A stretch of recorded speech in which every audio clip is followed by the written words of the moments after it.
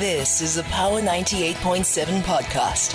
Now we're talking. Subscribe to Power 98.7 podcasts in iTunes or wherever you get your podcasts. There's more on power987.co.za.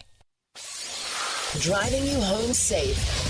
Power Drive with Thabiso Kotane, 3 to 6 p.m. So we go to the province of the Free State, Mangaung in particular, because councillors were read the Riot Act by the Minister of Finance, Godongwana, over administration failures. And the minister is appointed and ISO Consulting as National Cabinet Representative. Basically, the minister, we are told, chastised councillors of this dysfunctional metro, calling on them to put citizens' interests first, warning that failure to comply with the fiduciary responsibility is unacceptable. Mangaung is basically one of 8 metros that has failed on multiple fronts and was placed under provincial administration in December 2019 after it was unable to implement a financial recovery plan. So we are speaking to Mielani Holeni, who's a group chief advisor in ISO Consulting Group. Mielani, good afternoon to you. How are you? Good afternoon, Thabiso, and good afternoon to the listeners. Yeah, I know people think that this is one of your biggest challenges, but it can't get worse than what it is, right?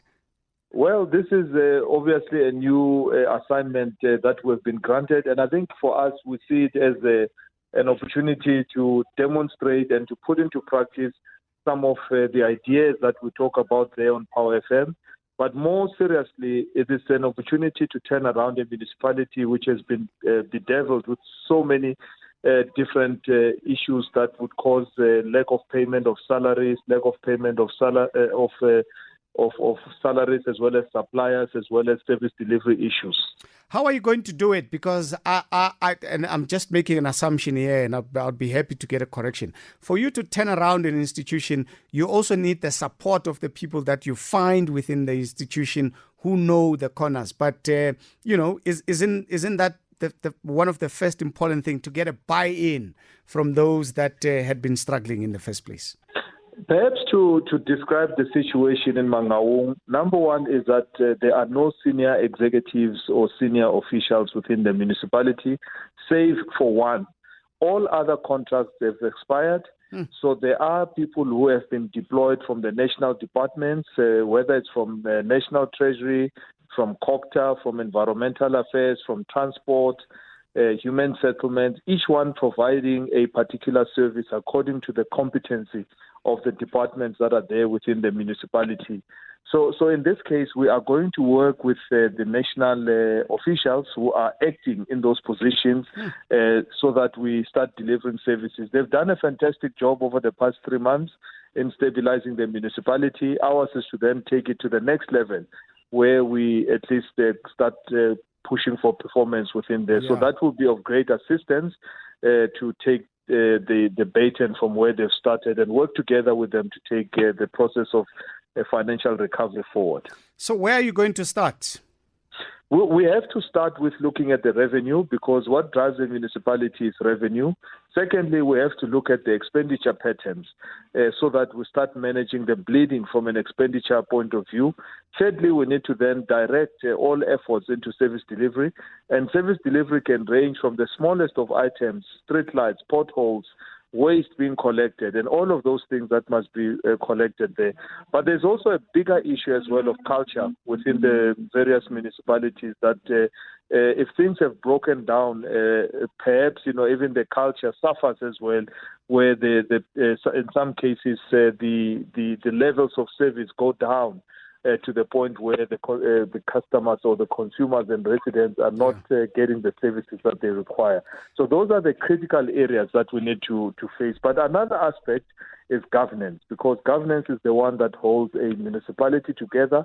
We will be driving a governance initiative that makes sure that council functions, administration functions, accountability is back, and tracking of responsibilities within the system. Please refresh my memory if you don't mind. I mean, this is the first time I hear of this intervention. I mean, we are used to, senior members in government or senior officials in government deployed as administrators for quite a while as an intervention to 10 municipalities around. And we've seen very little success in many of such municipalities.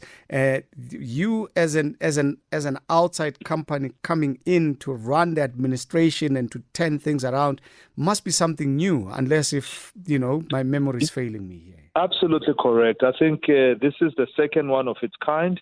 The first one is in Inokumgijimi down in the Eastern Cape. Mm-hmm. So what has happened is that if you send one official, they may be how senior, how experienced, but if they don't come in with a team, it becomes difficult with regards to them reaching all the corners of the municipality.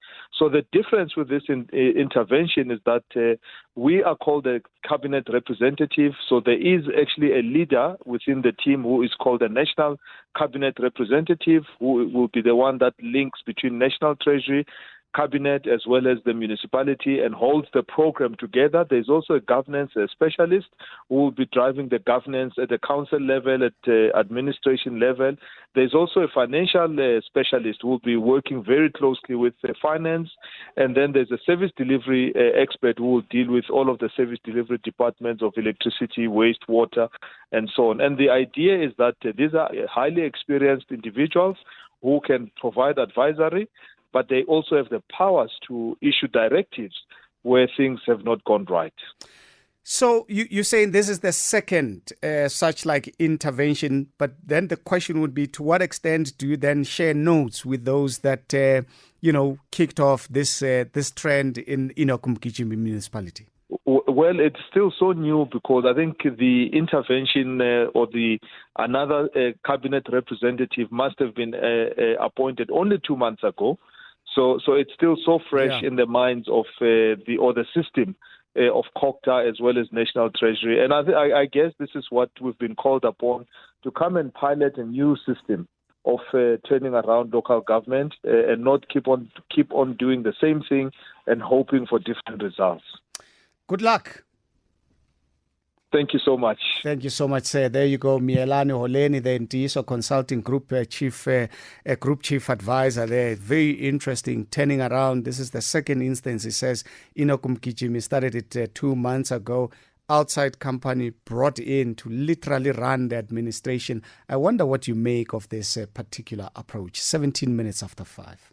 You've been listening to a Power 98.7 podcast. For more podcasts, visit power987.co.za or subscribe wherever you get your podcasts.